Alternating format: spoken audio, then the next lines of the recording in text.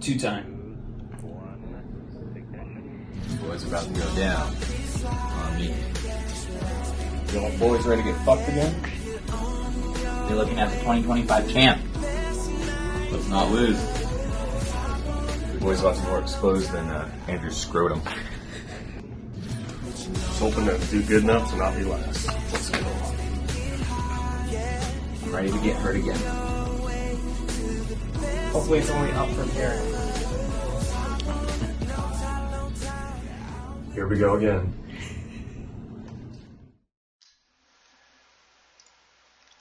All right, boys. Welcome to your Week 6 recap. I'm your host, Jacob, the two-time. You know, it's been quite a few years.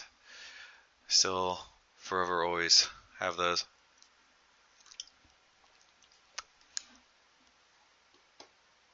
Let's see. We'll start off first talking about Bobby and Gregor.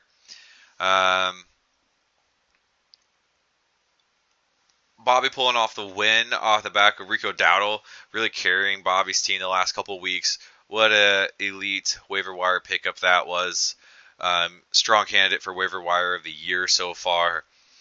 Over 200 yards from scrimmage the last couple of weeks. Josh Allen a little disappointing. Dak Prescott, come back from injury pretty good this year. Let's see if he stays healthy. Even though they had the disappointing loss to Carolina. Ibuka got hurt. Good. Fuck Ohio State. Tez had that great touchdown catch. I don't know if he really had any fantasy points, but that was still solid.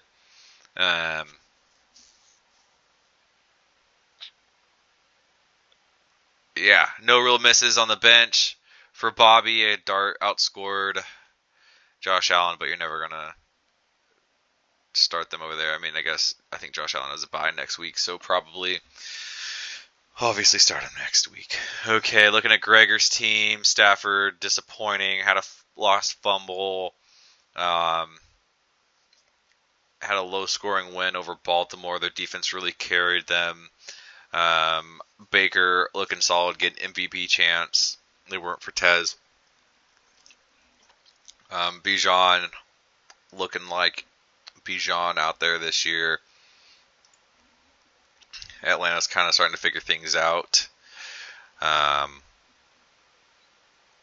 Breece Hall and Garrett Wilson underperforming. It's just really hard to rely on anything Jets related, especially against a decent defense of the Broncos. Waddle doing okay. Goddard, the only highlight of the Phillies offense. ETN, 7 points. Not bad. I think he's had a little bit of a resurgence this year over the disappointing year he had last year.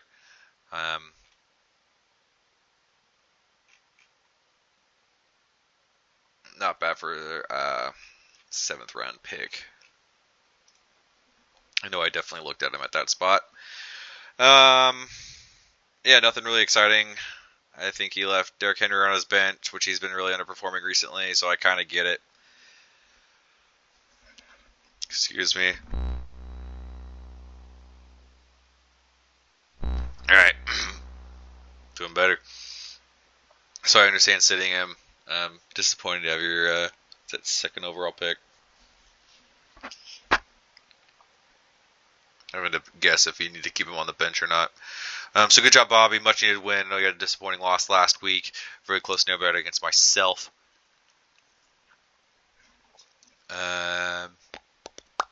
Going back here. Next matchup.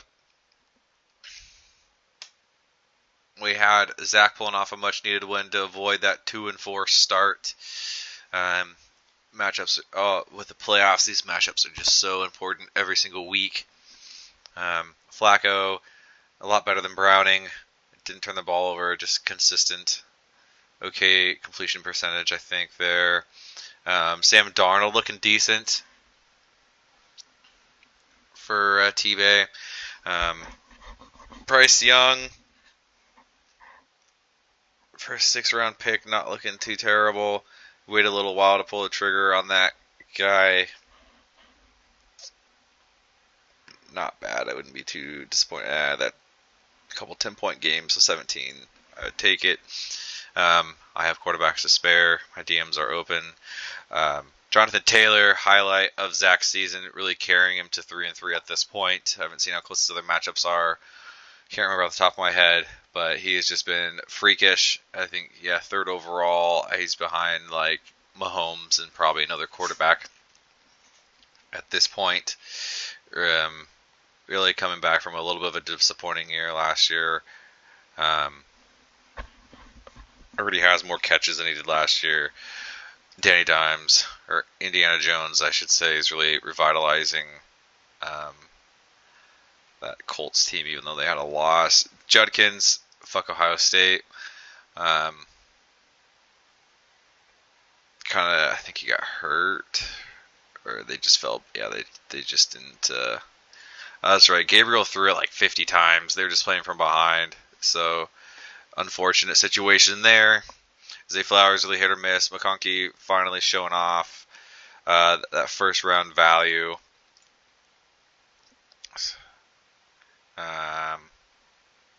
Swift showing up, looking okay for a third rounder. So yeah, good job, Zach. Way to make it 3-3. A lot of 3-3 teams. I think there's like 4 or 5 of us now. Yeah. Okay. Next, we have probably the most shocking team of the year in Cam being 2-4, Oscar being 2-4. Not too surprising, given his 2 tight end draft that he had early. Caleb Williams looking like that first round value so far. He had a disappointing week last week, but he's definitely showing up for Oscar when he needs him. Penix, fuck Washington, and fuck Michael Penix. Puka getting hurt could be pretty detrimental for Oscar's season. He was such a stud, kind of coming back after a couple injuries and just a little lackluster year last year. A shit ton of targets earlier in this season. We'll see. Hopefully, I think he avoided any long-term injury. Yes, but maybe just a high ankle sprain without reading all of that in fine detail. JSN really looking solid so far this year. I was pretty low on him coming into the year.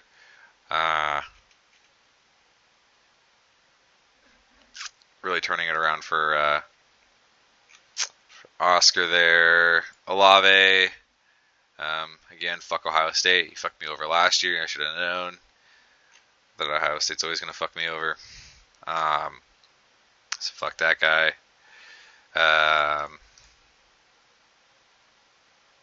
Philly just really shocking loss to the Giants, I'd say.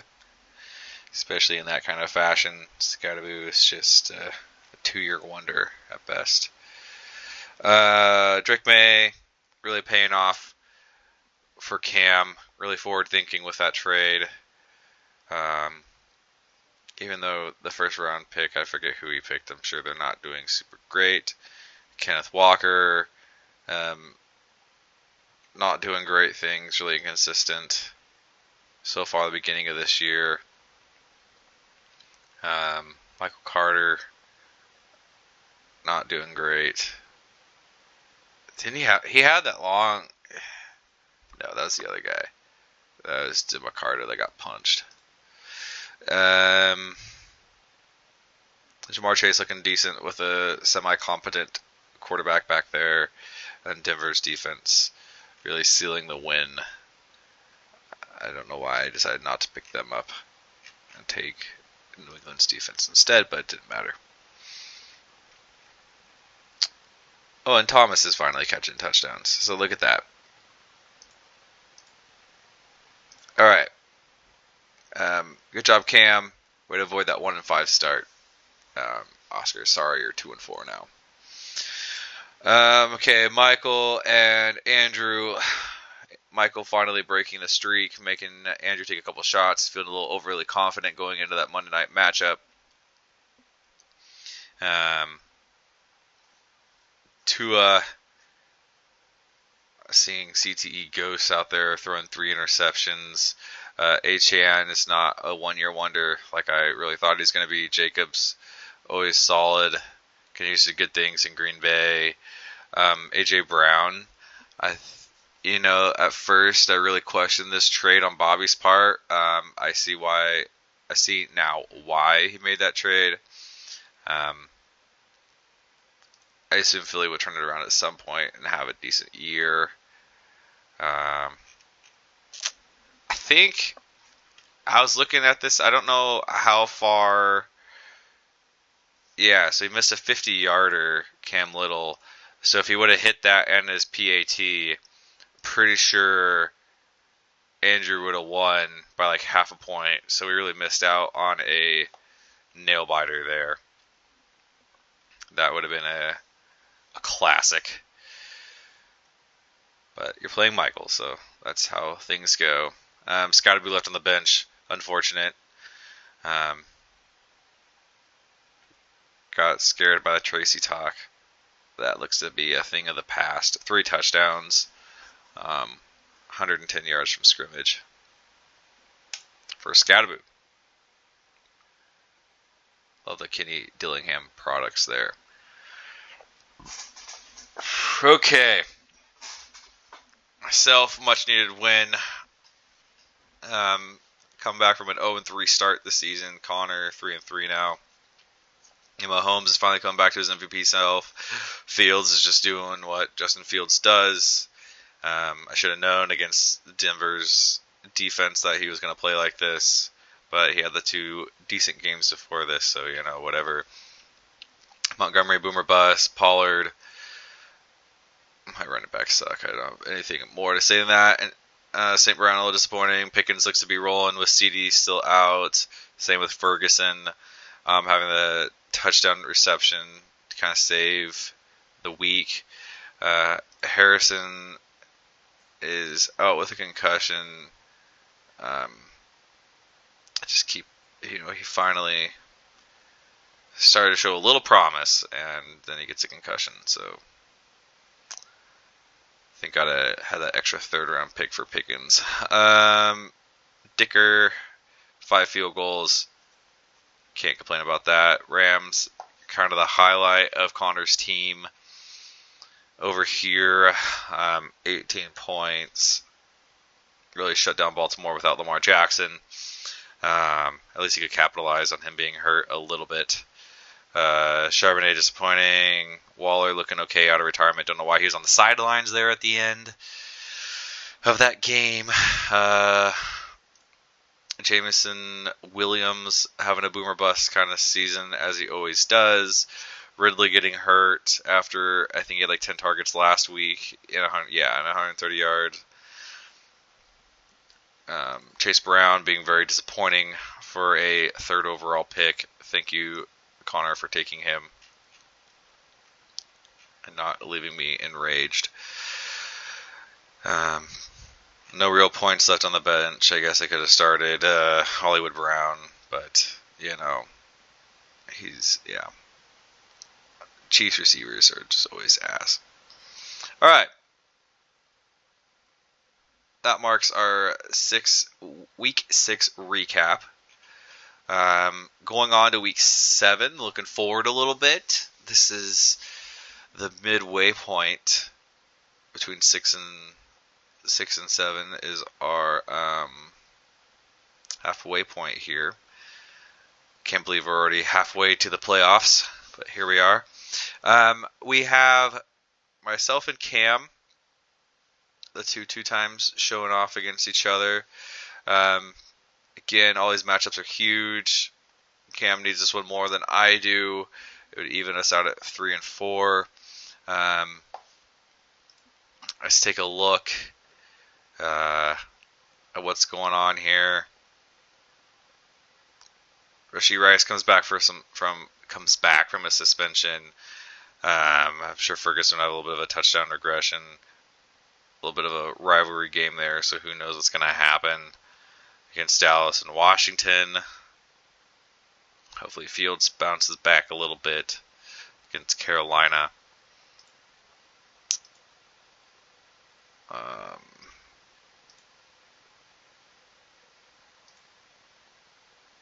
right. I don't know what I'm looking at here. I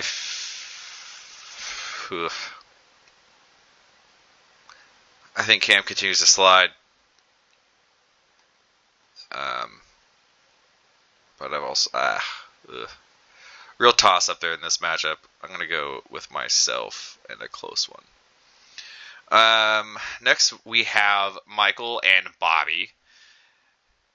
Really almost kind of a rivalry week here. Almost Michael Bobby, the good old, the two times showing off against each other. Bobby and Michael, the Linfield Golf Showdown.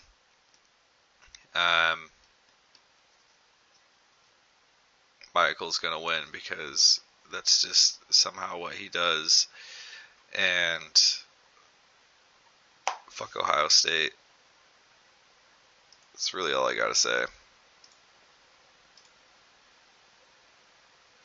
on that matchup.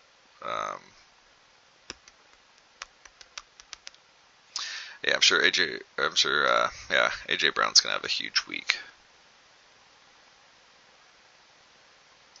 Okay, moving forward here.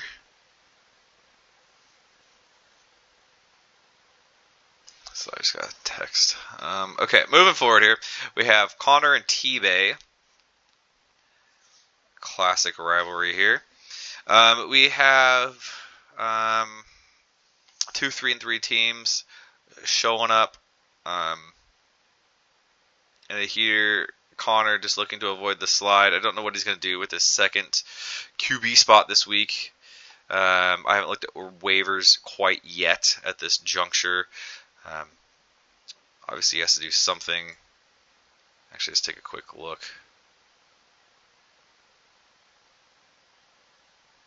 Oof.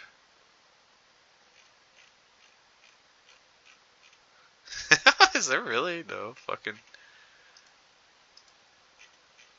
There's no starting quarterbacks available this week. That's so fucking hilarious.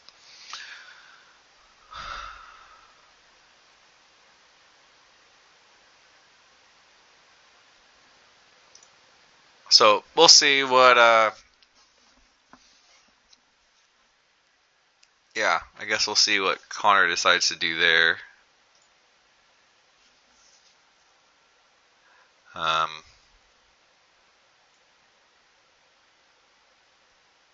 Yeah, T-Bay's taking that one if Connor can't figure out that quarterback situation.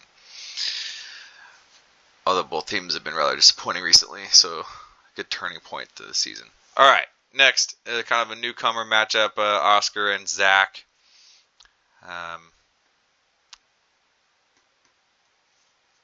Fuck USC, fuck Washington, fuck Penn State. I think Jonathan Taylor continues to carry. We'll see what Zach decides to do with waivers with his defense and who he decides. Oh my god, his entire fucking team is hurt. Maybe Hurts can finally connect with Devontae and he'll have a big week. I'm calling that. Alright. Yeah, Zach's gonna pull off that one. Oscar's fallen to 2 and 5. Oof. Final matchup. Looking forward to week 7. We have Andrew and Gregor. In this matchup, we have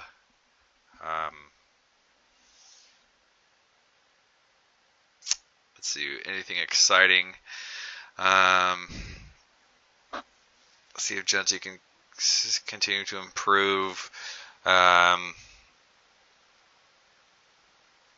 yeah, here we go. Devontae Adams playing against Matthew Stafford. I always hate when my quarterback plays against my opponent's receiver. That's his own receiver, if that makes sense.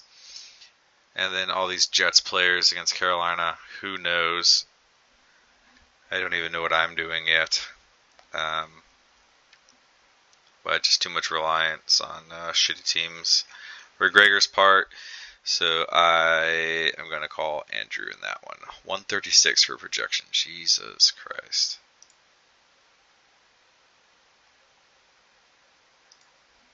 Alright, so there is your Week 6 recap. A little look forward to Week 7. Wish you all the best of luck. Congrats, Andrew, on the boy. And I'll talk to you all later. Peace.